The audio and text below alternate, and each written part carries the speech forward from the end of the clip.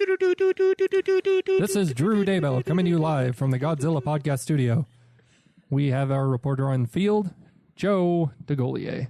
Hello, Drew. Hi, Joe. How's it going down there? What are you seeing? I'm seeing a large creature flying in the sky, surrounded by jets, and followed what it seems like is constant narration, Drew. How does that sound? The native Rodan is flying through the sky. We see it terrorizing the locals right now. I do believe it just... Oh, man, it flipped over that tram station. That is beautiful. Oh man, those tanks are of no consequence. The Rodan has spotted us now. We're gonna have to go dark for now, guys. Thank you. All right, Drew. Well, that was terrifying. Back to you. Oh, Joe, my ears are bleeding. This movie, it's cringe fest. Welcome, ladies and gentlemen, to the Godzilla podcast. I am Joe. I'm Drew. And we have a guest today, once again, Yes. from the King Kong versus Godzilla, I believe the English edition Yes, the episode. English one, yeah. I love coming on in these English ones because I know I'm going to be in for a fun ride. Well, I think the listeners just assume you can't read, so you have to watch the English editions. Well, I mean, it's only been 2 times out of your, 10 episodes or Caleb so? is Hey, now. cultured. Yeah. Caleb is. Caleb is cultured. Yeah, I just don't want to show it, that's all. Oh, okay. All right. That's fair. That's fair enough. Guys, if you've never come across our podcast before, we are a commentary / podcast, which means that We review Godzilla films in chronological order, and it's kind of organic in that we go back and review the films, say the solo films, which we're doing today, Rodan, in the order that follows. Next, Godzilla will be teaming up with Rodan against King Ghidorah in our next podcast. yes, and we do a commentary over the Godzilla film, or Toho monster film, we should probably say. To be more specific. So, if you got the DVD, that's great. If not, you can just listen to it as a normal podcast. It's totally fine. It's totally fine. This is the English version of Rodan. We are using the classic media version, DVD, right? Yes. Which comes with the Japanese edition of Rodan and also War of the Gargantuas as well. And so... if you want the fact-filled, actually like talking about the making of the movie and all that other stuff, the Japanese version of the movie was the one that had all that stuff in it. And there are a lot more little facts about this version, but we recommend listening to the last one. This will be a bit of a rant. We do, and usually the rants come on the American version, so just be wary of that. This may not be totally 100%. On the movie. Not that it ever is. And I have to somewhat be on the movie because there are small things about the movie that are positive. Yeah, so I just want to tell you guys real quick, you can contact me by tweeting me at Joseph DeGolier. Me at Gojira Jaeger. You can tweet me at UFF Podcast. And you can tell him how horrible he is. Yes, please hate on me. I will hate back, I swear to God. He gets off on that stuff. I do. He does. I love the war. Well, let's get right into the movie, shall we? Okay, I'm going to press the hover over the play movie button there, Caleb. You're going to press the hover over the play movie button there, Caleb? You're going to press the play movie button in 3, 2, 1, go. All right. King Brothers present. Here we are in full screen yet again. So we talked about our experience with the movie Rodan, which of course we found out the Japanese version is called Radon last week. Yes. Or last time, I should say. It's been a few Radon. weeks. With Rodan, I had watched it as a kid and loved it. I as well. It was such a vague memory that I didn't remember any of it when we watched it for the Japanese version last time. Yes. And now that we watched the English edition last week in order to start this commentary, I gotta say I must have been an insane 9-year-old. I as well. I would have watched it more in my mid-teens, but So, Drew, is this not the best kaiju movie you've ever seen? No. No, it's not. Okay, I guess that was pretty simple. You should have said It's yes. very succinct. Yes. Schweiss, I know, like, your kaiju movie experience is very little. Yes. And we're seeing some spliced in Actual war At footage. this point, it Yeah. doesn't even seem spliced in. The movie just begins with it. Yeah, it's like, well, this could be the movie. What do we Stock know? footage of military stuff for the movie. And this one seems really real. This is like from a military training video. Well, my thing Like is, an awkward they one. always have to like shove in white people. There are not enough white people in this movie. We need more white people. How can we sell this to a white audience without white people in it? Exactly. In the 50s, man. I mean, But I totally disagree. This footage doesn't even make any sense. Okay, so normal Rodan movie. Of course, we go into the mine. We open up the mine. Creatures start flooding out, and eventually the guy gets sucked in, and he finds Rodan in the middle of the mountain. Right? Yeah. that's how it starts. Okay. This is, well, I say it starts, but that's like halfway through the movie that happens. Like, things start happening, and then, you know, Explosions are other cool, things though. happen. Yeah. This opening, though, I think Rodan is a real creature, right? Like King Kong was? Yes, more real. It's a mutated creature. Okay. What makes us think that he's mutated? I'm sorry if I missed something. Just that he's giant, I suppose. A giant Okay. pteranodon. Yeah, they just assume that that's not normal, I guess. See, I thought through the first movie, I mean, there might have been a line somewhere that I missed. I thought through the first movie that Rodan was just in the mountain. And he was just, or they, the Rodans, the Radons, The Rodans. that they were just in the mountain. But this opening sequence here in this American version makes it look like nuclear power had something to do with it. Yeah, it's basically Godzilla all over again. Yeah. So was it in the first one where they like the idea of like a trapped ancient being, like from Exactly. the Jurassic Age or yeah, Jurassic Age, that's what it something seemed that. like that the mining and the volcanic eruption woke it up. It had okay. been like hibernating. That's Yeah. pretty cool. That's a really cool idea. But this actually. opening, it says that it was nuclear power. Maybe they're going back. They're like, original Godzilla. Maybe one of us should be Googling like how Rodan came to be. If in fact we did miss something in the original version. Virgin birth, I'm sure. Yeah, And that's a very cool shot. Though. Oh, yeah. These explosions have been awesome. Yeah. And I believe the film is actually going to be, still Uh-huh. not. Oh, yeah. No, We get that's the real footage. I would like to say though that Shot the of the print mining that they community. used for this DVD, and I'm sure it doesn't really get any better than this. I doubt your VHS version is going to be clearer than this. It's kind of scuffed up. Like, I thought that the Japanese version was kind of a dirty film. Like, the actual film was sort of dirty and kind of Some this lines. subdued color thing, but like the DVD, they didn't even care about like taking care of the film stock for this thing. It just looks like crap. Discolored, grainy. Yeah, I mean, right now at the beginning, it doesn't look terrible. But near to the end, it just starts falling apart. I mean, they Images are do. terrible. I mean, we're looking. I don't know how many generations we're looking at when we're looking at this, because there's always going to be the original negative that they cut from the edited version of the film, right? Yeah. And then they're going to copy that and give it to the American distribution company. So that's one generation. So already we lost some picture quality there. Now that American company is going to splice together Which they most definitely did. their in this film. edited version and then make a copy of that. So that's another generation. So that's two generations down. And this could or could not be the original negative from the distributors. This could be a copy of that. In fact, it's very likely that it's a copy of that.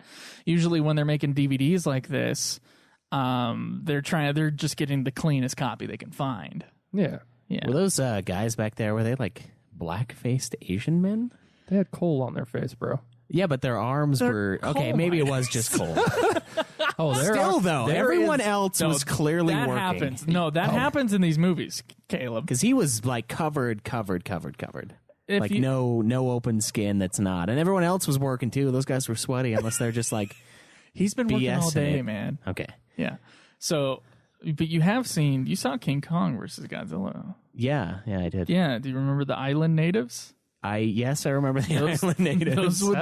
Those would be black-faced Japanese actors. That's true. I could tell that they were Japanese. I could tell. Yeah. Toho Studios in this era did not shy away from their black-facing Japanese actors. Yeah, they were okay with white people, though, obviously, but not and the Islanders. Yeah. So our lead protagonist's name is Shigeru, and to explain the plot, which is somewhat convoluted in the Japanese version, at least it's harder to follow at the beginning, but one positive out of a few that I can say for this film is that the narration that is being given already at the beginning of the film, it helps to clear up the storyline a little bit. Shigeru, our protagonist, has a fiance named Kyo, whose brother, Goro, was fighting with a man named Yoshi at the beginning of this film. Goro and Yoshi are found dead. Well, Yoshi is found dead in the mines, and everyone assumes, since Goro has gone missing, that Goro killed him. And it affects Shigeru because his fiancée Kyo is Goro's sister, and she's distraught at that. Wow, I got hardly any of that. I in the know. Japanese edition. It did clear it up, though. I remember watching this movie and going, wow, this narration is terrible, but I know what's going on in the first half. Yeah. As far as the relationship with the people. Now, this edition may be filled with more flaws than what's good about it. And what's interesting, we've talked already about spliced stock footage into this version, yet even with the stock footage, they cut out enough from the Japanese version that overall it's 10 minutes shorter than the Japanese version. Yeah, what they have done, I noticed with this movie is I think they do that thing where they're like, Americans don't have patience. Americans they can't pay attention. Right? And this is the distribution company saying this, is not the Japanese filmmakers saying this. Wow. Yeah. I guess we did kind of take an easy way out in World War II, so maybe it's just held over. What? We I'm did? not going to say anything. So the American distribution company decides that, okay, we need to make this first act, or the first half of this movie, we need to make it much shorter. We need to make it move a lot quicker. And also, we need constant narration so that our ears are not only blaring with the constant narration for the first half of the movie, but then when the destruction is nonstop in the second half of the movie, we are already worn out by the narration. That's the important thing. There are 3 parts of narration in this film. One at the beginning, and then I tried to call when it was going to come back in. If you've seen the Japanese version, it's when Shigeru comes back with his head wound. I thought that since it seems like the character of Shigeru, the narration is the same voice actor, I just thought when he got his head hit, all of a sudden he's lost his memory, the narration would kick back in. It's shortly after that, and then it goes away, and then we'll get to the worst bit of narration at the end. But there are 3 parts of narration in this film. I was having flashbacks, Drew. I was having flashbacks to a certain Godzilla raids again. I left this place. Gigantus, the fire monster, I should clarify. So I left this place after watching this film last Wednesday, fuming. I hate this film. It's personally betrayed me. I had this ideal in my head. Oh, I really liked Rodan. Then we watched it and I was like, I really hate Rodan. This movie's bad. It's just bad. I thought the Japanese one was all right. No, I'm specifically talking about the American version. You're talking about Rodan, not Radon, of course. Yes. We switch our vowels around. Schweiss, is the second ever kaiju movie you've seen, or third? Third. The reboot one is not them, right? The reboot one's Legendary Pictures. Then third, yeah. Okay. But with the introduction of Kyo, Shigeru's fiance here, let's take a somber moment here. Joe and I was actually aware of this while scrolling through Twitter while watching this film last Wednesday because the film narration was taking care of it. That I didn't care. Just scrolling through Twitter, I found out that the actress here, Kyo, her actress's name, Yumi Shirakawa, she passed away the day we were viewing this film, June 15th, 2016, at the age of 79. That's crazy, huh? To think we were trashing it. To think. Let's be clear, we were trashing the trashing of the original movie. Not that she had a great part in the original movie, but you know. So we're trashing the trash. So third kaiju movie then, Schweiss. Yeah. Are they growing on you at all? I don't know. The first one was really good, so I I want to say yes, but Wait, your first one being the legendary version of Godzilla? Or no, the King Kong original. versus God. Oh, the original. Yeah, which is a I really good shoved movie. that movie in people's hands. Oh, Yeah, absolutely. there was a I guess while. should be. There was a phase where I was like, all right, I need to watch more movies. And I was like, who do I know that has a ton of movies? I was like, well, Joe watches good movies for the most part, I think, and I just borrowed a bunch of movies from him, and the original Godzilla was one, and I watched it, and I was going to watch King of the Monsters, but I don't know. I didn't want to watch it. I think I had seen that one when I was a kid. I remember an English one that was, I don't know. I remember what's his name, the actor that's in it. Perry Mason. Raymond Burr. Raymond Burr. Yeah, I remember seeing him, and You I was probably like, saw Perry Mason reruns. They were all over the place. I need Yeah. to talk about this scene really quick. This is one of the few good things about this film. So it's a long shot. The camera moves with our three people going through the mine looking for Goro's body, and I believe someone else has disappeared at this point as well, and they still don't know what's causing these deaths.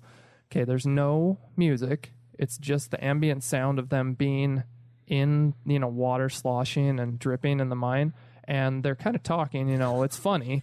But then like their dialogue is hilarious, but it's creepy. There's no music, and it's just the ambient sound of them walking around. Yeah, the one moment of silence in the whole movie. Exactly. No narration, no music. I love how the camaraderie just goes straight out the door at the end. exactly. They're like, all right, let's tie everyone up so that we're all together.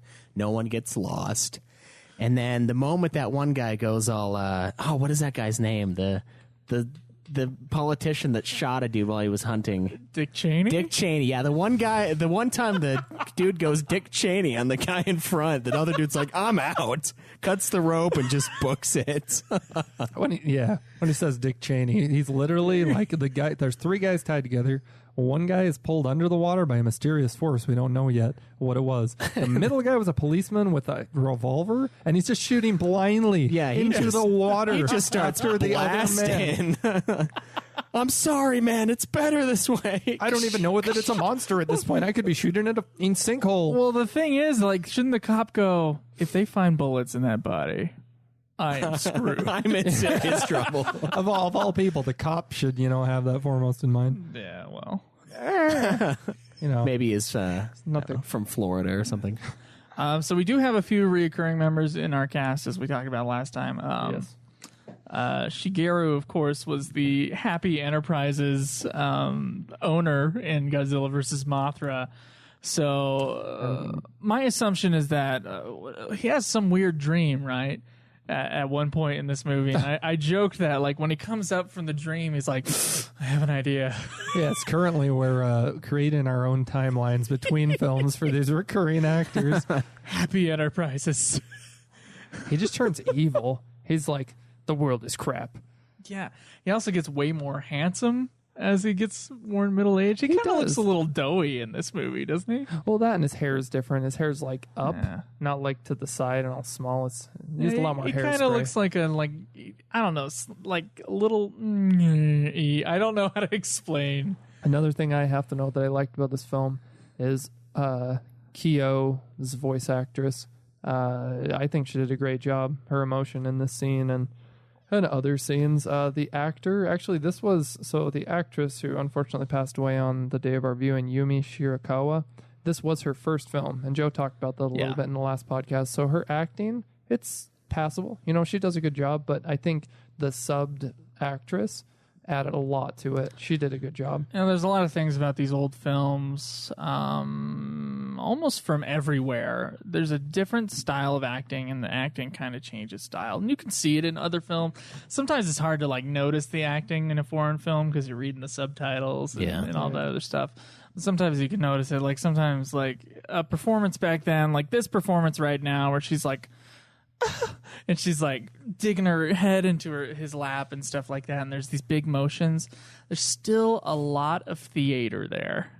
Definitely isn't modern film acting. So there's, sometimes you'll look back at Oscar winning performances from the 30s and you're like, a normal audience member I think would just be like, why did they win an award? Yeah. And it's well, no, it's different. It's acting wasn't supposed to be real, and it's really not even real now, honestly. There's still a bit of showiness with it. Yeah. Most of them did know how to sing, though. That is something. There were a lot of musicals, and like it wasn't just acting for. It wasn't a lot of so old much school. musicals in Japan. Not though. Japan, no, yeah. But I mean, like Mifune has he has a presence. Like even when I'm reading the subtitles of his movies, that guy's like, Yeah. he's Well, intense. Mifune he's is a whole different, nother though. level. Mifune is different. I would say he's more modern. Mifune was, almost he was a- kind of an unpopular actor when he first got onto the scene because of the way that he acted. He's been compared to Marlon Brando, where Marlon Brando came on the scene in Isn't the 1950s. he a and method? Is that what Marlon he is? Brando brought in method acting, Yeah. which was the internalizing of everything, Yeah. and trying to make your I'm presence not- real. I'm not aware though if Mifune was as notorious to work with as Brando. 'Cause- They were both very notorious. Mifune was as well. Okay. Yeah, and Mifune was quite the playboy, and he ran out of money a lot, and so Dude, he should have taken the part for he took roles. So Star Wars. he He never ran out of money. He took the part for Shogun. True. Everybody which- hated him afterwards. Yeah, everybody though, didn't hated him they? after that TV show. Like that thing? Yeah, I think it's awesome, but we watched the first episode. It was pretty good. it was in like this- 3 hours. But So in the film, the hill scene where they're shooting up at the insect after it's revealed itself and escaped through the town, they cut this by quite a bit, and they just many scenes like Joe has already stated to quicken the pace of the film. They cut quite a They bit. quickened the pace to get to the Rodan, but honestly, there's something about the first one, I think, where you have half the movie and it's pretty slow. Yeah, You have to be like, I'm going to watch this movie right now. I'm going to watch Rodan. But then you make up for it because the end is just like nonstop Michael Bay-esque, like destruction. boom, boom. Yeah, This movie, because you pointed out one scene, but I gotta say that's the exception. This movie, with the constant narration yep. and the quickening of all the pacing of the scenes, it doesn't make up for it at the end. It makes watching the entire movie a chore. yeah. Because there's no rhythm to it. It's one note It's the super entire fast, time. It's like listening to a Slayer album. Like if a Slayer album was longer than 30 minutes, Easy. you would have problems. Easy now. We'll see who Joe offends this week. I don't like what percentage of our audience do you think listens to Slayer? The cool percentage. Yeah, exactly. The ratio of Godzilla lovers and Slayer lovers, there's got to be a correlation there somewhere, man. I don't know. There's not one here. Yeah, there's not. I'd say I like I Godzilla. like Slayer. Yeah, see, we're like opposites. So I gotta say, the military response in this film, it's just a random mining town that are like, we've seen slugs. there's an insect, and I believe that the Japanese military at this point is just trying to show off because they got showed up by Godzilla so much, and it wasn't even the Japanese military that took them out. I mean, honestly, it was one scientist. It was Serizawa, and so they're quick on the response because they got a little, little complex from being tormented by we've seen Godzilla. Serizawa in like 4 movies now. Yeah, Right, He's a good-looking in this- actor. He's in this one as well. He is is he a scientist? I think He's some sort of paleontologist, archaeologist. Yeah, that's right. He's a paleontologist. He's one of those that Joe likes to debunk. That's right. Oh, and he said something in this version of the movie, and I can't remember what it was. It was It like was, totally wrong. 60 million years ago, and it was like 65 million years ago. Oh, period they of got the time. periods mixed up. That was one thing, and then another thing was they called it a dinosaur, and the pterodon or pterodactyl, whatever that type of creature is not technically a dinosaur. Yeah. Sorry. Sorry to those who thought their favorite dinosaur was pterodactyl. So if you thought the crossfire was bad between the one guy, they got a guy with a minigun and like 20 other people going into the tunnel. All right, guys, if anything comes up, I am sorry, but you're all probably going to die here Hit the today. floor. Hit the floor. Hope there's no ricochet Yeah. in a mine shaft. Good luck. Is this the scene? I think we're coming up to the scene where he rides the mine shaft, which is cut short. Unfortunately, in this version, like it's one moment that like would have been 3 times as awesome if they had just kept it the long version where he's riding on the mine cart for a long time. So pertaining to the horror aspects of the beginning of this film and the Japanese version, which is less cut up, Joe. One thing that they really miss, that they do wrong, is that they fully reveal your monster. He's not hidden in any way when he's first revealed, and it's a suit. So Joe pointed, my suspension of disbelief is great for these films because I have a deep passion for them, and yet even I can say, see, there you go. He's kind of hidden in the darkness. I mean, they need to do that. Hold on, Drew. Sorry. We're coming up to the minecart scene. Yeah, this guy's really which is amazing. See, I will get that promotion. I will. Oh, dun, dun, dun, dun, dun, dun, dun. He spends a lot more time riding that minecart in the Japanese version, which He Caleb does. unfortunately missed out on. Dude, the shot is like 3 minutes long. Yeah, he keeps showing him on it, staring all intently. It's like Resi 4. You got to duck and shoot the stuff occasionally. No one knows what you're talking about at this Drew point. does. Oh, you didn't play Resident Evil? Resident Evil 4, unfortunately didn't purchase that one when Hollywood went out of business. Had the opportunity, man. One of the greatest movie games of all time. So, another thing is Kenji Sahara, Shigeru, in this film, he was actually in the original Godzilla. He was one of the lovers on the boat. So there's two people on a boat that's apparently called the Sound, and I believe it's the second and possibly the final appearance of Godzilla. Play thing. They're on a boat, having like a having luau. fun, and then they're looking out over the And then the bay. one girl turns around and she's like, ah! Yes, and she's with a male, and that male is Kenji Sahara. Wow, yeah. Shigeru in this film, and owner of So I got Happy Enterprises. I got this idea for an enterprise. It's called Happy Enterprise. Let me tell you about this, babe. I'm going to make all the money. Happy. Wait, was Happy Enterprise? What was that one from? That was from Godzilla versus Mothra. Oh, I didn't watch that one then. Okay. I remember the Dr. No guy, basically from the Godzilla versus King Kong one, and I was like, I don't think it was called Happy Enterprise. That seems really. No, I think you're getting that mixed up with King Kong Escapes. Yeah, King Kong. King Kong Escapes. That's the one I mean. That's Sorry, Doctor guys. Who.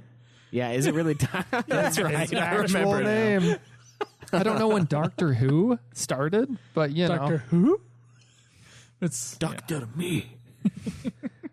Yeah, that's an odd I think name. it might be Doctor Who, like HU. Oh, okay. But Probably. no, I think it is actually WHO. in the Wikipedia article. Oh, I love this part WHO. too. The simulation of an earthquake.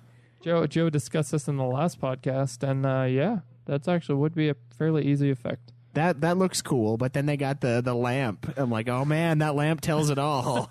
Less effective than guys, the lamp. It's moving.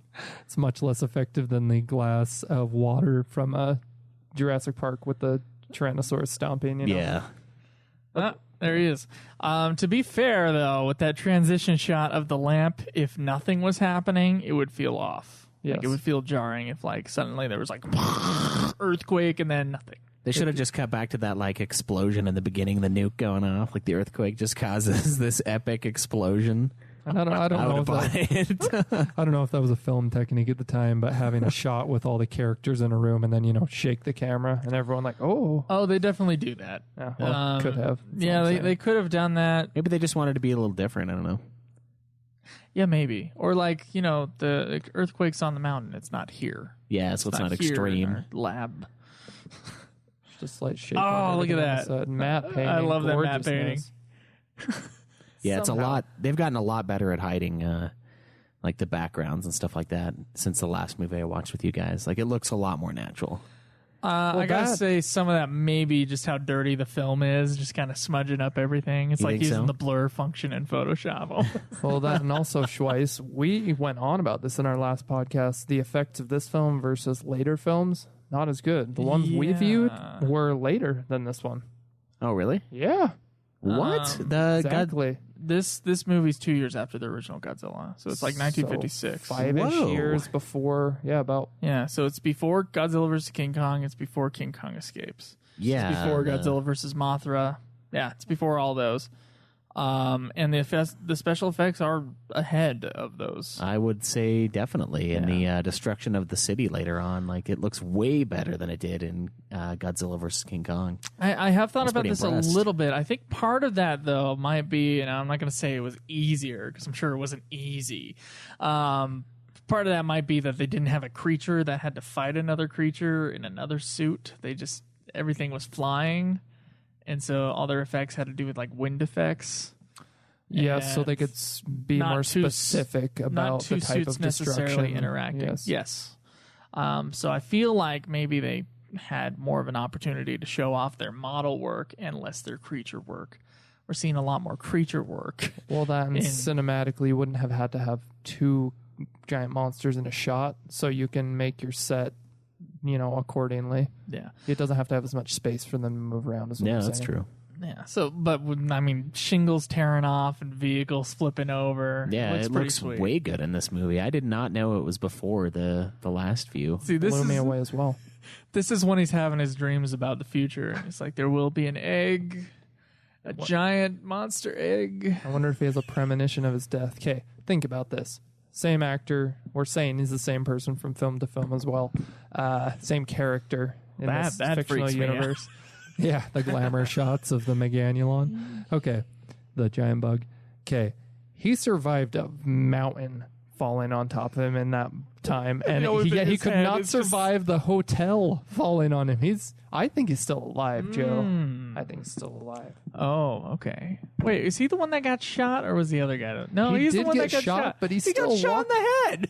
No, the other guy got shot. The other guy he got shot shot somewhere. No, he got beaten up in his face. He wasn't shot. Yeah. He got beaten up, and then the building fell down on him.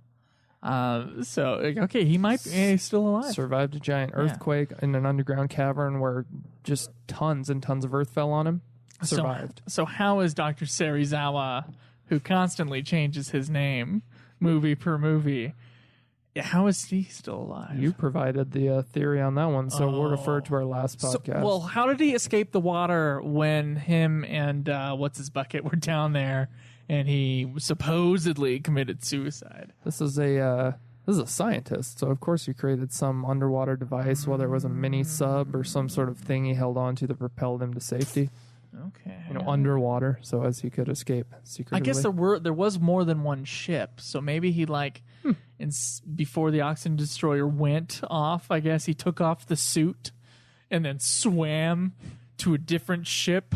The real question, though, Joe, is how long he survived not getting cancer. Because you remember they're doing the Geiger counter over the water, and it's like going above the water, and he goes down into the water. Yeah, he's like that dude in RoboCop that falls in the acid bath, and he's all his skin's hanging down 9 inches. I'm good. Oh, and that guy gets hit by the car. It's so gross. Oh, I love that shot. Gosh, I love that shot. That giant twisty shot. I don't think it actually means anything in Japanese, though. Eh means yes in Japanese. Believe it or not. Eh. So, oh man, these guys. Sometimes I'm pulled out of a movie and I'm trying to imagine what the director told them before shooting the scene. Yeah. So the guys that are at the air control, the air traffic control place. Air traffic control, yeah. Sitting around the table, they have a little conversation with the pilots. At least one of them does, or maybe 2 of them do. And there's one guy that's just kind of he's got a pen and he's pretending to write. And so I'm just imagining what's the motivation? The director's okay, so I'm going to give you some pens and you're going to pretend that you're writing stuff. And he's like, what am I writing with? There's nothing in front of me. There's nothing to write down. What am I writing? And just go with it. Just roll with it. Just go with it. Funny factoid about this film. In the original Japanese version, it was set in Fukuoka, the largest city on Japan's southernmost island of Kyushu. But think about it. It's kind of like Pac-Man. They changed it to Pac-Man over here in America, but the romanization of it, how they would say it in Japan, spoken out, the kanji would be Puck-Man or Puku-Man or however. Instead of saying Puck-Man, because they thought it could be easily vandalized. Oh, yeah, that's right. I remember hearing that. Yeah, here we go. Yeah. They changed the name of the film of the mining town that this is taking place in to Sasebo, perhaps concerned their dubbing actors would sorely mispronounce the word Fukuoka Man, you gotta get the at inappropriate moments. Fukuoka. Fukuoka. Yeah. What? And Joe, we both believed that it was George Takei narrating this. It sounded like. my. I thought it sounded like George. It wasn't me. It was not. It was George. Give it. Joe's got the Godzilla 1954 figure. Yeah, with his legs all the way back, and it looks pretty sweet. Take me. Fully posable, as posable as the suit would have been in that original film. So George Takei, in his autobiography, named this as his first acting role. And yet we know him from Raids, which actually may have been released after this in America. I don't know. Okay. But it was a man named Key Luke who did the narration, and there was other voices provided by Paul Frees, who's known for a lot of things. You're saying this was his first acting role? That's what he says in his autobiography. He says it was his first acting role, but it's credited as Key Luke. For the well, no, George Takei does provide a voice in this film, but the narration is not the one. No, he's just an actor. That's crazy, because it freaking sounds like his narration in Raids Again. It sounds maybe a little less extreme on the Japanese accent. Yeah. But it really sounds like him. So I'm surprised by that fact. Actually, maybe I just watched the movie and the narration started, and I just assumed that it was George Takei, unless it sounds like George Takei to me. But I don't know. That's crazy. Same thing happened to me when I played Destiny, and I thought it was Peter Dinklage. Guy sounds pretty close. So the whole time I thought it was, even though it isn't. Peter Dinklage, but not when they repatched it. Yes, they patched him out of it, but he was in it. So, but the guy sounds close, and I thought it was him for a while until I didn't. That's crazy. So there was a lot of promotional stills and posters for this film to promote it in America, and he looked Rodan, the 10 different ways we can pronounce that name. Rodan looked very different than the one in the film. He looks more like a traditional pterodactyl, pteranodon. There's multiple names for it, yeah. But he looked more like, oh man, I can't pronounce this, Azarchidae. Basically that creature that was between a bird and a reptile. Okay. And, you'll be able to see it as you click on the thumbnail to watch this podcast. We're going to have one of those theatrical posters up. He's like green. He's green and he has feathers and like different looking horns. This that are all poster curled. is a lie. Yeah, as was the ones for Godzilla of the same era. Godzilla looked very different. That's true. There was Gigantus the fire monster looks way different than the regular Godzilla, and then the last one, the Godzilla versus the Thing, it just looks like a T-Rex on the front of the cover. Almost. Yeah, they're it just looks like a regular dinosaur. It's like that's terrible. not it. Yeah. That's not it. And there was a huge advertising campaign for this film at the time of its airing in theaters. For a week before it came out, the NBC's flagship station was running 10 to 60 second promotions for it constantly, and there was a promotion where children could go to the film, and for a brief they would show Rodan's outline on the screen, and children would be encouraged to take paper and copy his outline, which seems like a gimmick, but it got kids to go like, "Hey mom, it's a giant flying monster." Love how this guy took his fiance to the active volcanoes. Like, let's go take some photos today. Well, all the volcanoes are active in Japan. Want to be in a movie? people hike volcanoes all the time. Yeah, but don't they know this thing's going around? I mean, no, I don't think they do. You don't think they've released it to the press? No, because this is a military thing only, and it hasn't come across civilians. Oh, I thought that was like the New York police squad that came in. I didn't realize it was Japanese military. Yeah, it was Japanese military, and they were there to take care of the slugs. They weren't there for the pterodactyls. Oh, that's true. Yeah, those are different beasts. Yeah, and to go on with the the Radons. So Rodan grossed an estimated $450,000 to $500,000 during its opening weekend at 79 theaters in New York City. This was in the mid-50s. Several theater circuits, including RKO, announced Rodan broke the records for science fiction film At opening. 79 theaters? Yeah. That's actually $500,000. Yeah, that's insane. It's fantastic. It's like all day, every day. Yeah, Maybe all those 60-second ads worked, I guess. They promoted the crap I bet you it out was of it. the kids thing. Get in the background. Yeah, That was the seller. They promoted it like crazy. You know, if it were that, though, wouldn't Pokemon the first movie be a much bigger movie? Maybe. I mean, we could pull from Jurassic World. You remember how heavily promoted that I don't thing know a was? single child who did not watch Pokemon the first movie. Oh, and at least the first three And that were movie, I think, maybe released grossed, theatrically. I think that movie maybe grossed $60 million. Really? Yeah. I definitely saw it. I got And those so it's little like, golden everybody you know saw it, Pikachus. right? But I think it was just one of those movies where parents dropped their kids off at it and didn't watch it. Yeah. Yeah. Those rare. But they would probably go and watch Jurassic World. Oh yeah, And that's different. I mean, there's an age cutoff That's for the definitely Pokemon different, movies. yeah. That's that other childlike movies, like the superhero movies or stuff that are both geared to kids and then people who are just Yeah. they love that stuff.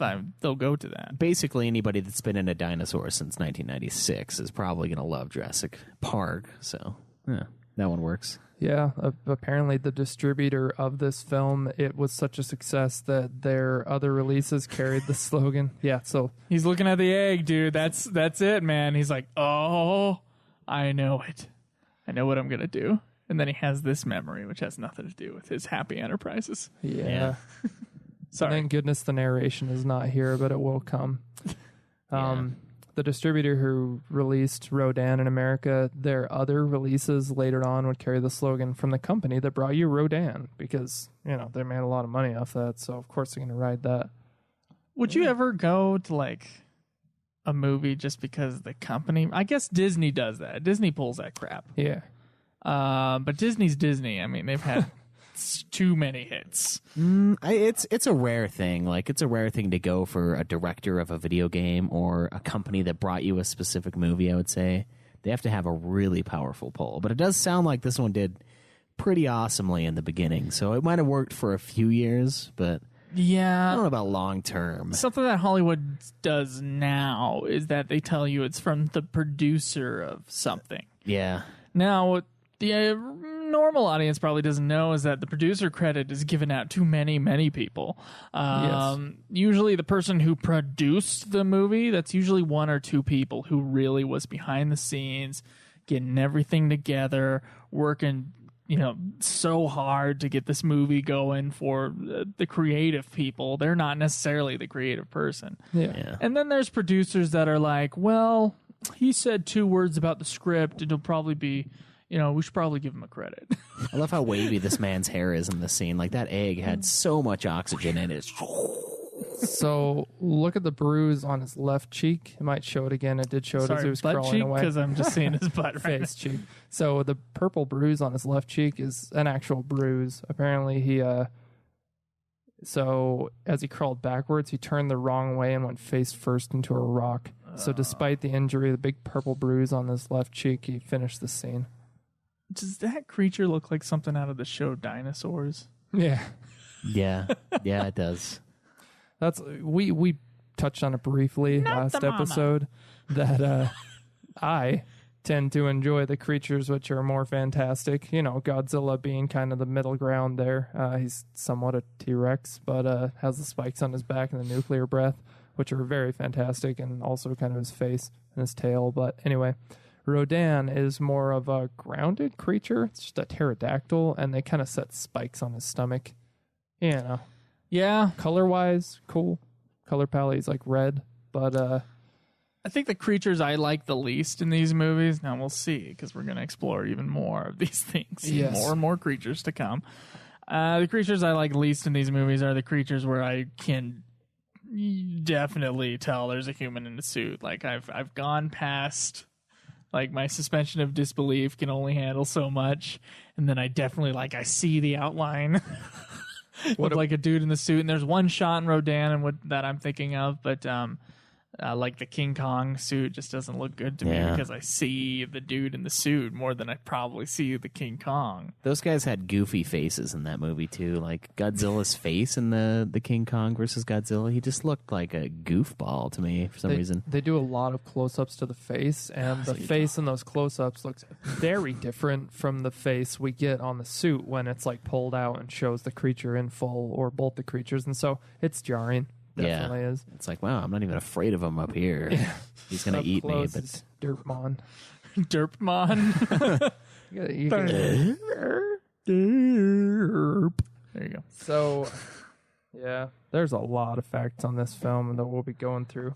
But one thing that going through, I keep hearing the term thrown around. It's tokusatsu. What is tokusatsu? Sounds like a dish. Yeah.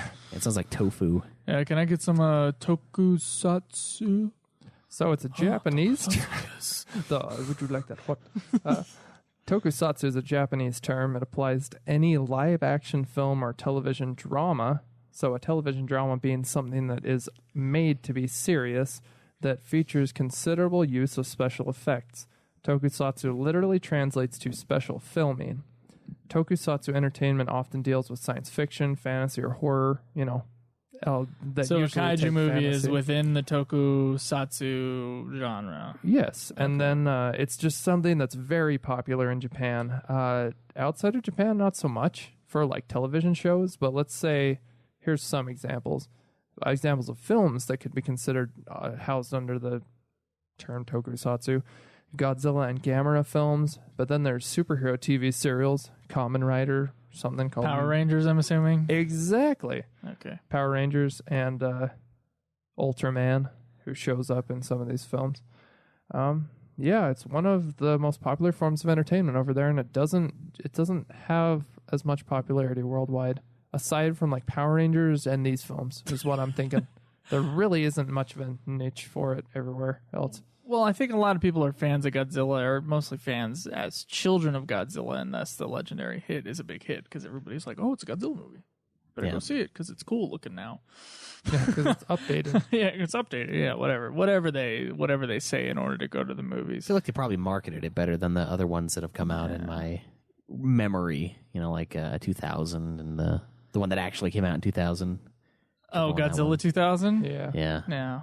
And the 1998 one. Yeah. I only remember the scene on the docks with that one where the docks are like, that looks sweet. That's the coolest scene in that movie. I remember that, and that's it. I think that guy died, didn't he?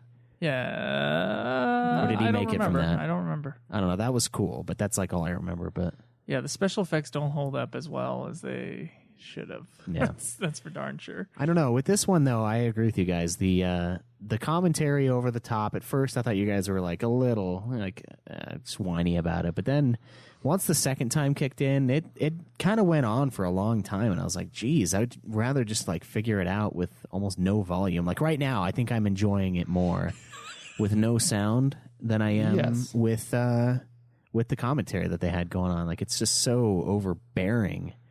And it made the movie feel a lot longer than it actually was. When I was watching it, I cut out partway through. I started doing my own thing with other podcasts while you guys were watching it.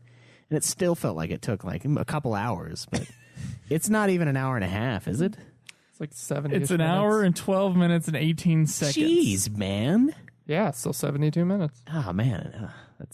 It doesn't feel like that with the commentary on it. Drags. Another thing that brings this movie down, which just happened in the American distribution of these 50s films, they removed Ifukube's music. Ifukube's score, like the one track I can remember being there was at the end.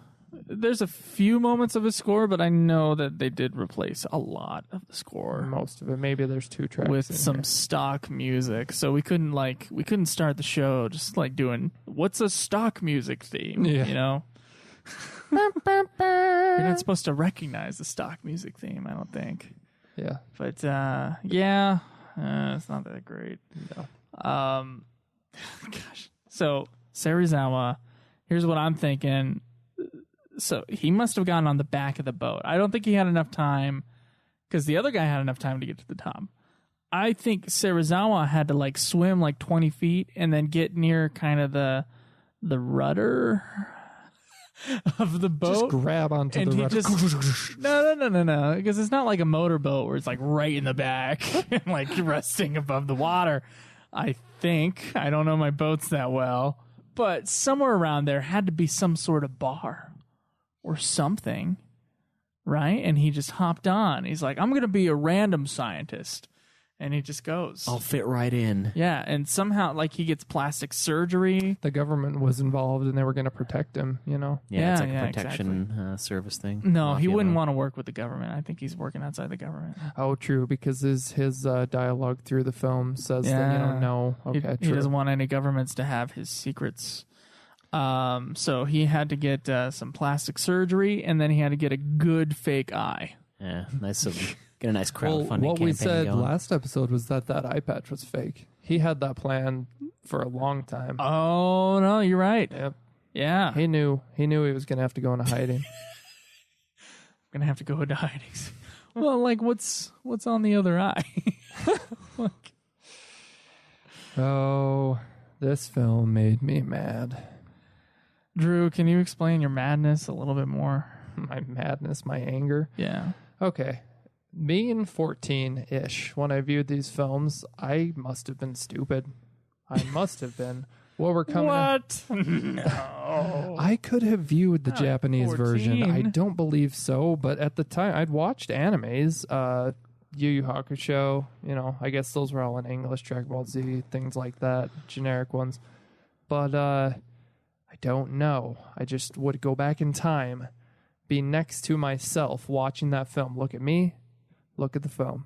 Look at me, look at the film. Say, this is not good. And then just leave. Yeah. Maybe, show him something that is good from the same genre of films. Does anime dilute taste, or does it make them even pickier, except when it comes to anime? Just like any genre of anything, there's good and there's bad. So it's kind of hard to generalize that. Okay. I thought you determined that anime wasn't a genre, though. Well, that's true. That is my official stance, is that anime is not a genre, but everybody else thinks it is. So what So the he's just heck am I using- going to do throughout my life? Joe's just using the term that everybody else uses. I might as well talk about it now, There's some great along ones, with though. this blue-tinted bullshit. This is where it starts. Yeah, And look at that. The same we could've shot watched right there. The same shot like Third time. 5 times. Well, Yeah, that happens all the time. They do this, like from now on, it's like the rest of the movie. Every explosion, every gunfire, it's like And when same fucking thing. when you're talking B movie, that is classic trademark B movie. Using a shot. Over. Yeah, And and over. the effects And that they use for the most part aren't like B movie quality for this time. I don't think No. they look way better than some of the other stuff. So it's weird that maybe that's why though. Maybe they're like, okay, we can do it, but we can only do it once, guys. We're gonna have to make it look like we did it like 50 times. That and the way they've cut this film now, they make it seem as if Rodan is provoked coming out. In the Japanese version, he was not. He just came out. He just awoke out of the mountain. Try to sleep in here. So what they're doing is they've cut footage of, Rodan being killed from the end of the film where he's in the mountain and just set it here in the middle. And he's not killed, and he comes out and attacks I don't think. Sasebo. I think there might have been that shot earlier on when the planes were attacking. I think some things are in reverse order, but He wasn't provoked coming out. no, he wasn't. But there was a point where they found 2 of them. Oh, yeah, they found them, yes. Yeah. So let's talk about anime. What do you want to say? This is terrible. We're going to see this shot of them coming at the camera, Rodan coming up, rising up, and starting to fly away. The same shot of them running at the camera, flipped and terribly discolored, and the second Rodan coming up. So Okay, this is what alright, we're I'm going to see. watching it. Yeah, There's some more blue tinting on the film for some reason. from all the weird splicing. I wonder what that's from. So watch. It might There's just the be second one bad coming up. storage. And see, Oh! there's the same shot mirror. Yeah, dude. Oh, that's a good catch. Because in the Japanese version, this is another thing that I got to give the American version credit for, making it a little clearer. The second Rodan shows up in the middle of the destruction of, it's not Sasebo. I don't know what town it would have been. We're just going to call it Tokyo. Okay. But Yeah, Totally not That's when okay. Rodan that shot. Truck getting wrecked is the coolest shot in the movie. That's the money shot of It this looks film. Is awesome, Rodan yeah. flying over straight to the eye, baby. Straight to the eye. flying over a Jeep and just wrecking it. Yeah, Rodan just shows up. The second Rodan suddenly appears in the Japanese version. So, to the screenwriter's credit, or the film director, that's a less effective use of the second Rodan. They chose to harp on and have that second Rodan featured more prominently in the American version, which you're making use of the kaiju that are in the film. It makes it seem like the destruction of Tokyo, we're calling it, is more complete because there's two Rodans stomping on the town rather than halfway through the destruction, all of a sudden the second Rodan just shows up. Like they thought they were screwed. They're super screwed when the second Rodan shows up. So now I get to talk about my anime stuff. Yeah, I'm not a connoisseur of what some would call anime. I have watched some Japanese animated films, and I've enjoyed a good handful of them. Right. Yeah. You just let me borrow Akira. And I try to watch the ones that people go, this is required viewing. This is a great film, regardless of anime. I think there's probably people who watch anime who look at anime shows that are good for anime and may not be good for everything.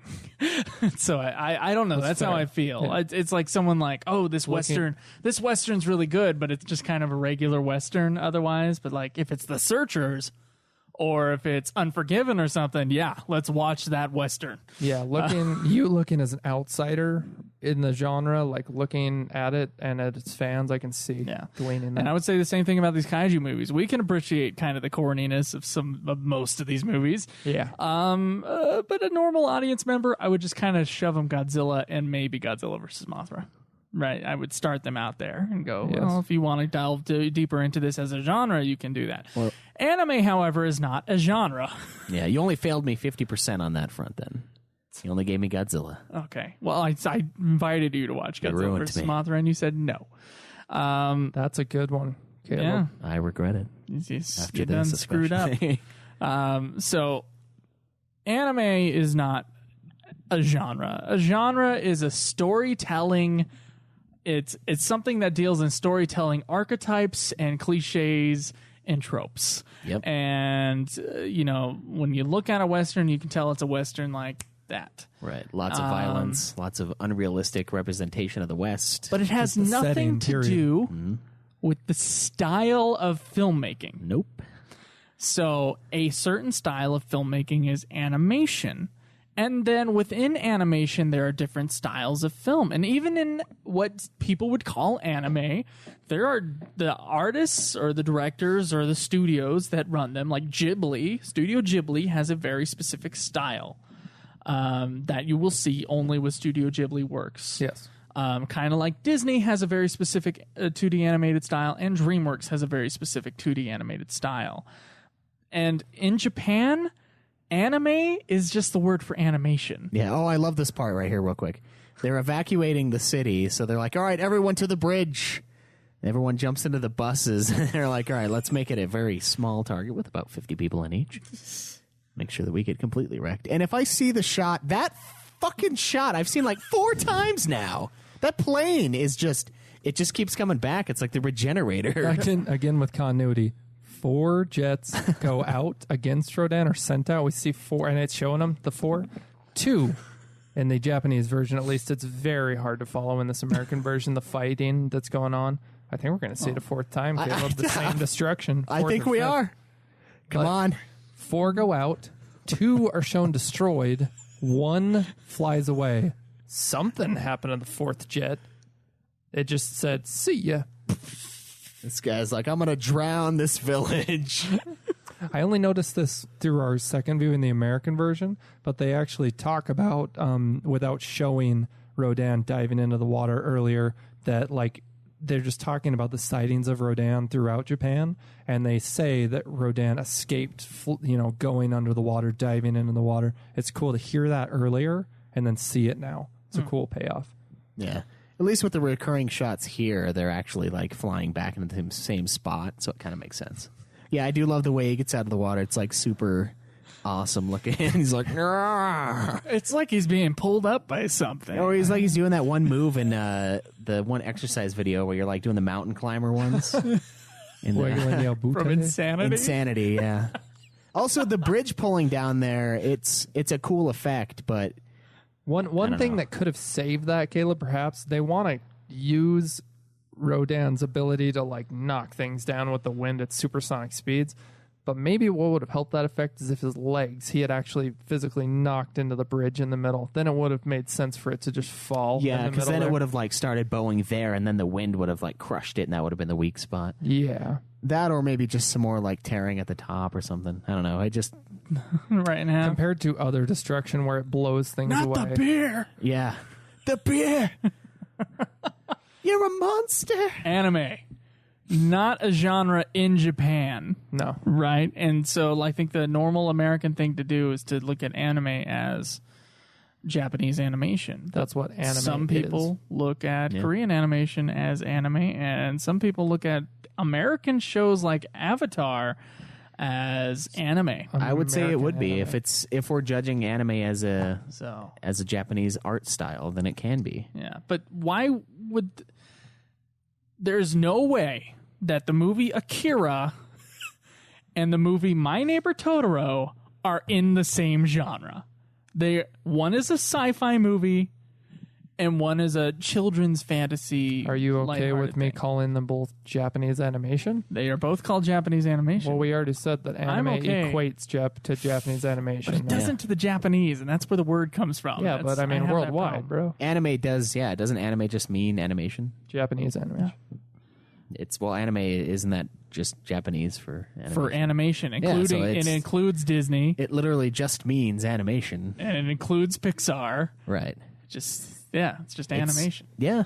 I think so. We have Caleb on the podcast, and let's address a question that was put forth by a person, Gammon Stark, on our forums. He said, "Hi guys, I love listening to the podcast. Funny thing is, not only do I not watch them along with the movie, I have not seen any of the movies or have any intention of seeing any of the movies. That's okay, folks. Except now your podcast has made me kaiju curious, and I have talked about kaiju erotica, so I hope it's not that kind of kaiju curious. Can you each pick a different movie to sell me on the genre? I am aware of all the monsters you have named so far, and I have seen bits and pieces of many of the movies. I have poured hundreds of quarters into Rampage back in my arcade days, which, a lot of people could have been exposed to giant monsters through Rampage. Yeah, great game. Yeah, then, but what movie would you show the modern audience to sell them the genre? What movie contains all the aspects of what you guys like about these movies? Also, real quick, the destruction here is excellent as well. Excellent. This is when it's really good. Even though they start reusing everything. Rodan's breath attack. Yeah, it is never show up again in another film. These people shouldn't even be in the building anymore. They should be like flying out the other end. Yeah, the brother's over there. It's only the military that stayed behind. Get him thank goodness. That's a really cool blue screen. Yeah. Where they used Rodan crushing, smashing into the building, and you see Rodan through the window, and you see the actors. Yeah, that is a cool effect. I would say from the ones I've watched, I'd probably say watch the original movie. It's got decent story. It seems right. I don't know. It's just I think it's solid throughout. I didn't get bored. I did fall asleep, but that's because I was like severely sleep deprived. But I picked it up and I thought it was a great movie. I think what's great about that first one, and I would say the first one, or I would just say watch the American Godzilla 2014. Yeah. And the reason, and then watch the first one, like none of the other ones, and then watch Godzilla versus Mothra. I would watch it in that order. For someone who's never seen these movies before. Yes. However, if you have seen one of these movies before, I'd say watch the original Godzilla if you haven't, and then you'll be like, oh yeah, they can be serious too. Yeah. What's great about that first one, I mean, besides the many things that we've talked about, I think is that it's not a genre exercise. No. It's not. I mean, it's monster movie, but it's like Japan's first monster movie, right? They're making up special effects, and the screenwriter never wrote a monster movie before. has to figure out how to make a story from this monster movie. Yes. And so you're going to get a different kind of movie out of that. It's like Jaws almost, right? Like Jaws is the type of movie, like there's a million sharks or orcas or whatever the crap in the water movies now. Well, because it started that. It was the genesis of those films. Yes. Right. And so, but with the genesis, it always starts as we're going to make a movie. How are we going to make it good? Right. Yeah. So it's different in that way. And so I would suggest I would totally watch that first Godzilla movie. I mean, it drags a little bit in the beginning, but I would say I think it's totally worth it. Just if you're not roped in by the story, the visuals are haunting. Yes. And, accompanied by the score. Yeah. And I mean, but past that first movie, I think you're looking into like you're either enjoying the corniness of it and enjoying the monsters, and it's much more of a sort of visual delight later on, or in the case of English editions, you know, a drunken delight. Yeah, there you go. We indulge Blackout. ourselves in these films. Yeah. I mean, and then I would watch the movie Kung Pao afterwards, just for a good spoof on badly dubbed movies. But yeah, I would echo their sentiments equally, and perhaps it'll change at the end of each era. I think it would be good to give, a film from each era, because there's different effects that's work, a good idea, yeah. different score. Yeah, I need to get more familiar with the later eras. Oh, me as well. Yeah. I'm more familiar with the current ones and these older ones. Stuff in the middle, 80s, 90s, even some of the 2000s ones, I have never seen. See, the 80s and 90s are the special effects ones. Those are the ones with, like, incredible special effects. Yeah, Biolenta, like, these are great, Destroyer. but they're great for the 60s. Yeah. The 80s ones, before CGI came into the Godzilla movies, which actually made them kind of cheaper looking.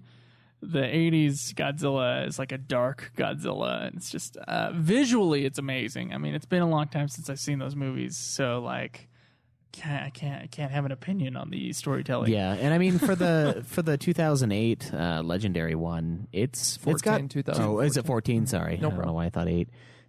It's got some pretty decent pacing, and it's like one of those ones where it's tension that builds up until you finally see the monsters. And some old people were behind us when we watched it, and they were like, "Oh, when is the monster going to come out?" They were Godzilla fans, so like the monster normally comes out faster. Godzilla comes out way faster in these, except for the first one. Once again, right? Yeah, but I don't know. That was one of the things I liked about the reboot, is that it was almost similar to that. Like there is tension in going, when is the monster coming? Yeah, and then like it's not even him at first; it's those freaks, those bird things, the Muto. Yeah, that's right. But and even in your third recommendation of a film, Godzilla versus Mothra, it takes a little bit for Godzilla to come out, and there's a payoff when he does. There's no real build up to it. It does. He just comes out of the ground. But I mean, as far as I know, and I've only seen about half these movies.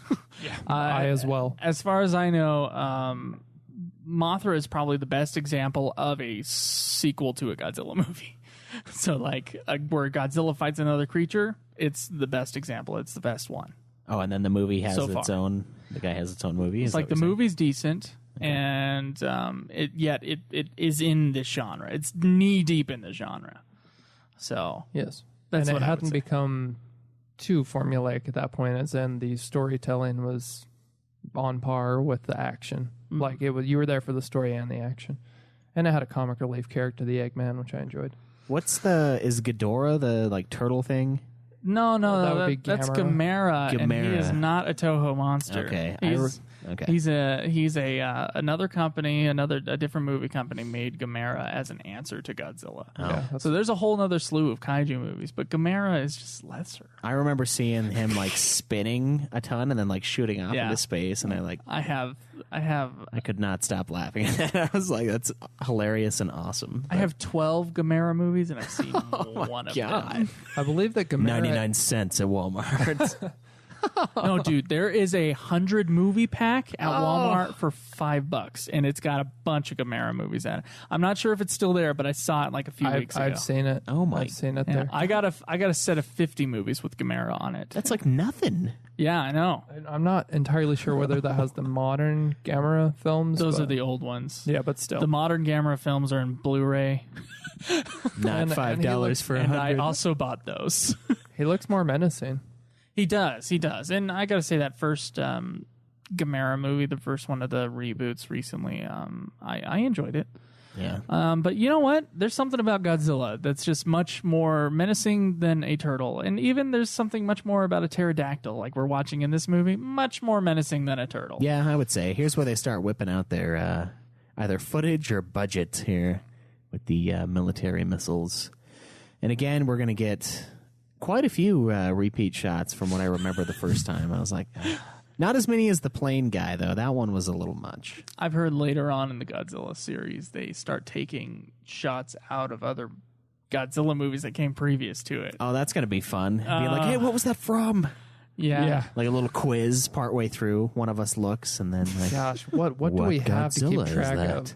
We have actors to keep track of. We have these footage to keep track I don't of. know. Like Dr. Serizawa, under I got to see how deep he goes. Because the girl subplots, who yeah. plays Emiko in the first movie is in like one of the Millennium Godzillas. Well, yeah, Raymond Burr is going to be showing up Oh, in yeah, Raymond Burr. 85 Yeah. Godzilla. He's going to be in Godzilla 1984, and he is 85, 84 is the Japanese version. The Sorry, American you're right. version You're is right. 85. You are right. Yeah, I have actually seen. I saw that VHS when I was a kid. Oh, lucky man. It's a very expensive DVD, but that's a funny he's brought back in because he wasn't in the original and he's not supposed to be in that one either. But it's just like, hey, Raymond Burr, we're thinking about ruining another Godzilla movie with you in it. What do you say you come and Why don't you come back as an old man? Man, I hate those damn movies. Let's filming do it it. for 4 days? I wonder if they made it as comfortable for him as the Godzilla King of the Monsters. Yeah, just put like a board over the top of him. Film him like a puppet. You know, they have like strings as an old man. That would be great. One thing that I realized upon reflection of these movies, Joe, is this is the final attempt at Toho trying to franchise another giant monster. With Mothra, it's somewhat succeeded because in the 90s, it has like a trilogy of Mothra standalone films. Oh Rodan, my god! and they Rebirth of Mothra is one of the worst movies I've ever seen. If that's the one that had the Mothra effect, it was like a mini Mothra, and the CG there looked like the owl from Labyrinth, which is like very, very early CG. bad. So early CG that they probably shouldn't have been delving into CG at that point. And yet audiences would have reacted great to that. They would have been like, this looks awesome.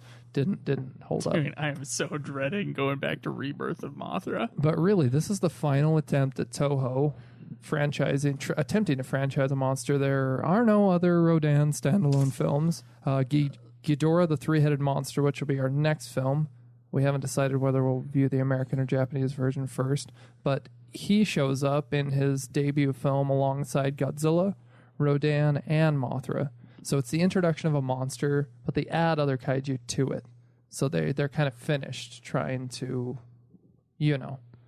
That's interesting. I know there's like films like War of the Gargantuas. I feel like we might be missing a series in there, but like a specific one monster. Yeah. I think you might be right. That is kind of odd. Mm-hmm. That's wow. They're like, well, 1956, we're done, or whenever Mothra came out. 62, I believe. 62, yeah, we're done after this. Yeah. Well, they kind of had King Kong. Or kind of. They would have done more King Kong. They wanted to. They just couldn't get the Yeah. rights. So that's And- gonna be interesting. In Destroy All Monsters, they were trying to do a Mechanic Kong there, but those rights. Yeah, I think if the guys at Universal were any smart, they would bring together Pacific Rim and Godzilla before bringing together King Kong and Godzilla. But whatever. So the fight. So just talking about current Godzilla films here, because all right, let's just mention it, Joe. What happens with the narration at the end of this film? You talked about it. I don't even. I want can't to. remember. It's terrible, man. I'm sure it is. I drown it out. The narration spells out exactly what's going on in the film. It's poetic. right.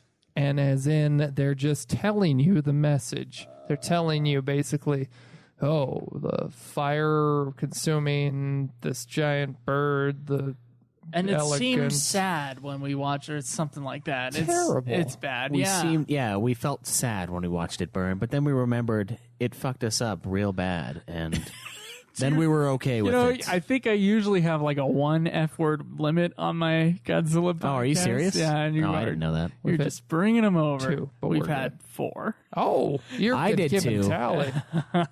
Wait, who else did other ones? I did 1 or 2. I did a quiet one and I did a loud one. Well, you know what? I This did a one quiet deserves to be one. explicit. That's all I can say. Fuck this movie. No, yeah, that is the terrible thing about this ending, because in the original Japanese ending, one of the best things about the original film is this. I mean, they're miniatures, whatever, but it is sad. Like, there's something sad about them both dying at the volcano. And Ifukube's score along with it. Yes, it's beautiful, but yet this one, yeah, he does. He just talks over the whole damn thing. Tells you the message that the audience is supposed to interpret from the footage and the score, and it's not even an interpretation of it. You don't have to have a clearly defined worded message in your mind. It just, you feel it, and it's Yeah. like, oh, it's tragic. Without listening to it, I felt like, oh, this is kind of sad. He's trying to like rescue his pal there, but he can't. Yeah. And now they're gonna both die. But you're right. And yet somehow they come back. yeah, Burned up in the flames of love. they're a phoenix. It's gonna be reborn. Different Radon comes in for the next one. Yeah, look at that shot. I think that was a mistake shot, but it's just beautiful. Yeah, the wire snapped and just floated up from the heat. I think something like that. That's kind of what it looked like. Yeah, but the way it kind of moves, it looks like it was on purpose. Like it was sad. Like it's Like sad when and just something- giving up. one last breath. And then it midair gives up and falls back down into the flames. Yeah, Oh, I feel you though, Drew. The commentary stuff did really take away from that because I don't know. It seems like it's Narration. Yeah, not commentary. This is a narration, whatever. commentary. Commentary ads. what Caleb's saying is true. And it brought, who was it that cried? Was it Honda's boy? Yeah, it was Honda's son, I believe, that cried at this movie. And you know what? He was smart enough to not need the narration to tell him how to feel. Yeah, a child. Or I think. you know what? The movie doesn't feel like, it doesn't make you feel in a specific way either. Like it's open ended usually. Yeah, it's Like, ambiguous. if you're just watching the images, Caleb, it's just like, well, the creatures were attacking the people. It was the people's fault that they woke it up. But at the same time, look at this sadness that just has to happen because of it. Yeah, and then the planet destroys it. Well, you know, they got there somehow with all the other explosions and crap. But either way, like it's pretty disappointing, that ending there. But anyway, that's it for the commentary on Rodan. Is there anything you wanted to add? There is news, Joe. There is news. What did I share with you? The disappointment of, I believe it's New Line or New World Cinemas that was supposed to be the distributor. You remember the drama that's going on with that? Yes. So the distributor that you told me about last time Yeah. came out and said they weren't actually distributing Godzilla Resurgence. Yeah, they kind of just trying to cover their own asses in that they said, you know, those posts that we made were an encouragement of this is all an interpretation of BS. Yeah, of some of us wanting it to come stateside, of us being behind whoever's going to distribute it stateside. We want it on Blu-ray and DVD. They had it worded so much like it was going to be them. There was articles about it being them. Yeah. It's amazing that they didn't pull that down earlier. There is not currently a distributor for Godzilla Resurgence, aka Shin Gojira, here stateside. The Okay, new Drew, Toho film. what's cheaper? We get airplane tickets to Tokyo or we take a boat and get there illegally? Swim. Yeah, across the Pacific, Drew. Now, if we take the Bering Strait, we got to be careful of the Russians. They don't usually like people crossing into their stuff.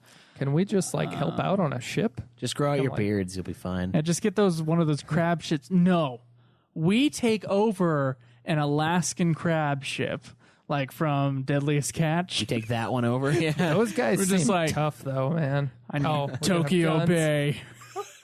Now. We need to hit their opening weekend of Shin Gojira. wasn't there a show against like people that were sealing Wasn't there something like that? Or was it like a joke show that I saw? Hey, let's You get that. Be like, we're invading their base. let's seal fake killers. join Greenpeace or whatever it is. The Fake join. Is it Greenpeace or what's the what are There's the people Peace that are Corps, Peace and then Corps? there's the Greenpeace. But like that might be. I think that might be Greenpeace or that's PETA, maybe. I don't know, man. I don't know my. PETAs. I don't know my groups here. Yeah, like let's get rid of the dolphins. See you guys later. We're gonna go see Godzilla. That's one Free bit of ride. one bit of dolphin killing. Let's stop. boo news. Like we thought we had confirmed Shin Gojira distribution here stateside, and yet we do not. Didn't you guys think it was going to come out in theaters here one time too? That's what that company, New Line, New World Cinemas, whatever it's called, Is that what they was said? touting. Yeah. Oh, well, that's really crappy. It's like, well, now you're not going to get it at all. So It's not from us. Gosh, that actress is so hot. Oh, you're talking about the... Yeah, Yeah, Drew sent me a picture of her that was nice. I did that as a joke to Joe. I enjoyed it. it was a porn star. It wasn't a porn star. But other news is that in showcasing, I guess it would have to be Legendary. I believe it's Legendary. Could be, I don't know the company. They're showcasing their films that are coming out. Kong Skull Island is a movie that's coming out with Tom Hiddleston, who was Michael Caine. Michael Caine. Many other prominent actors. This is the movie that will precede King Kong versus Godzilla. It's got Brie Larson. She just won an Academy Award. Yeah, but they confirmed the director of the film, Kong Skull Island, said this will be the biggest Kong put to film yet. He's going to be 100 feet tall. And so it's like, what? So if this Kong is the fully grown Kong in Kong Skull Island, and all that we have to go off so far is that this will be the Kong that shows up in King Kong versus Godzilla. Well, he's got to be big enough. Well, That's what I'm saying. Godzilla's going to be fighting a 100-foot monkey. yeah, that is kind of odd. Pushing between his toes. So, That Godzilla is gigantic. yeah, he's a beast. So next He's to that beefy. King Kong, it's like nothing. Yeah, it's like the That's size kinda of one weird. of his toes. Well, we'll see. It's all conjecture at this point, but I do love the beast mode of the most recent Godzilla. How he's just freaking insanely huge. I wanted to. Like Yeah, scales with time. exactly. And Cities get the bigger, Shin Gojira is smaller. going to be bigger. That's the Godzilla and the newest It's Godzilla going to be 14 feet bigger or something like that. 1400, hopefully. Like old Mount Elbert. Mount. But I keep. You just bring it in like insider conversations Yep, here. insider conversation. We're going to go on a big hike, and its name is Mount Elbert. It's only slightly higher than a huge peak that we did a little while ago, a year ago. King's Peak. Is that going to be you and Joe? Me, Joe, and Cameron and Caleb. Yeah, Oh, you can okay. come if you want. Caleb. Caleb's not going to hike. Well, actually, maybe we no, he's probably not going to. I was about to say, how in the world? You might But- get him to hike half a mile. Yeah. I'll just go with him.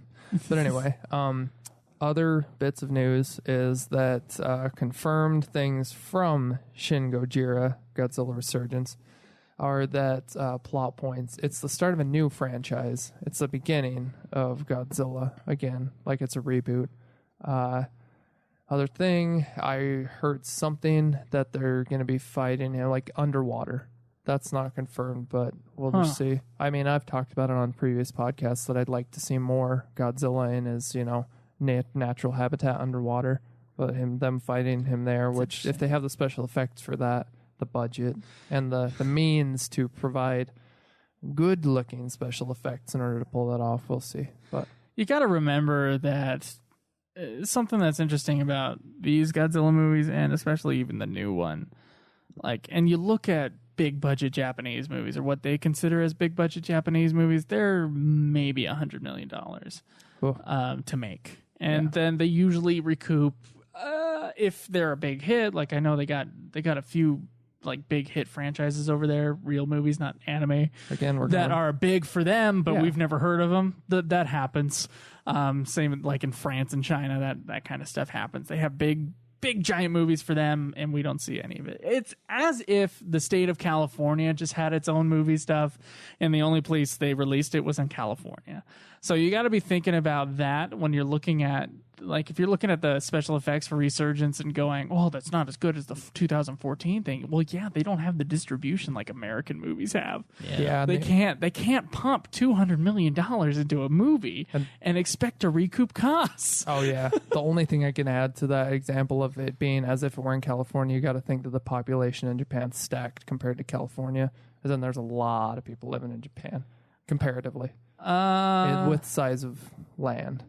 California has... There's just a lot of people living in a small amount of area in Asian countries. And they can take care of their own movies, but what I'm saying is they can't... recoup their budget. Yeah. Like you stated. They can't make $700 million off of Avatar like we can. No. Release worldwide and just in America alone, you know. And movies are more expensive there, and also TV is kind of more of the central culture there. Oh yeah, I mean, when I was talking about for us are more of the, in this more film, of the central culture, or in this podcast. Tokusatsu is special effect heavy TV, and so it costs more, and so they're able to recoup that because it's popular. You know, it's popular enough. All right, so what's our last thing, Drew? We got a contest. Is that correct? Another contest? We should have announced that at the beginning, and yet we do a King Ghidorah figure. This is for the real fans right here. The ones who stay. The real listeners are the ones who stay. The ones who stick around. That's right. So we have... Apparently one of the reviews was edited. At least that's what Drew said. And then we got a new review from our big break. And so we're going to have... Caleb, can you read our edited one from Baindrum? Sure. It's titled Super Awesomely Chill Happy Godzilla Time Show Special Podcast Fun Enjoyment. A 5-star review from Baindrum. From someone who only recently became interested in kaiju films, I have to say that it was serendipitous to stumble upon this podcast. The hosts give a commentary on one Godzilla movie per episode and give their own perspectives and musings. It is fun to watch along and hear what the hosts think about each movie. This is a very chill podcast, and there is something about the subtle energy that Drew and Joe bring a discussion about giant monsters and destruction. Most excellent indeed. I couldn't recommend this show highly enough. Yes. And then our Thank you, Baindrum. brand new one, thank you very much, brand new one that came during our break. This one's from Space Ghost 513. Coast to coast. Casual and informative, 5 stars. I've tried a few different kaiju podcasts, and this one is by far my favorite. The commentary style is easy to follow along with. If you've seen the movies, and even if you haven't, they are still fun. They are still a fun listen.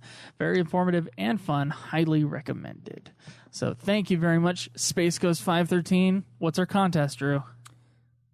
We're giving out a King Ghidorah figure in commemoration of King Ghidorah's arrival on our podcast. The next episode, Ghidorah, the three-headed monster, featuring Godzilla, King Ghidorah, Rodan, and Mothra.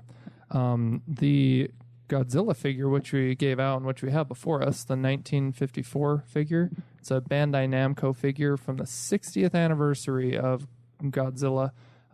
This King Ghidorah figure comes from the same line. They're about 6 inches tall, fully articulate, great painting, looks cool, and looks like the ones from the film. Sweet. So, if you want that, I think we're allowing all the reviews to be up for nomination, right? All but the one that's already won, of course. All but the one that's already won.